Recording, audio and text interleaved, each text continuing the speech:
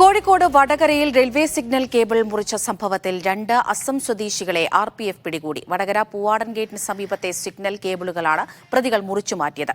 Signal തകരാറായതോടെ പല ട്രെയിനുകളും വൈകിയാണ് ഓടിയത്. വടകരയിൽ കഴിഞ്ഞ ദിവസം റെയിൽവേ സിഗ്നൽ തകരാർ സംഭവിച്ചതിനെ തുടർന്ന് നടത്തിയ പരിശോധനയിലാണ് സിഗ്നൽ കേബിളുകൾ മുറിച്ചു മാറ്റിയ നിലയിൽ റെയിൽവേ അധികൃതർ കണ്ടെത്തിയത്. തുടർന്ന് RPF സ്പെഷ്യൽ സ്ക്വാഡ് അന്വേഷണത്തിൽ CCTV ദൃശ്യങ്ങളുടെ അടിസ്ഥാനത്തിൽ 2 പേരെ കസ്റ്റഡിയിലെടുത്തു. ആസാം സ്വദേശികളായ മനോവർ അലി, അബ്ബാസ് അലി എന്നിവരാണ് അറസ്റ്റിലായത്.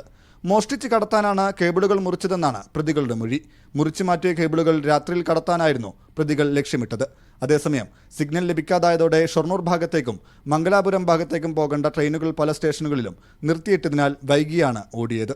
മീഡിയ 1 കോഴിക്കോട്.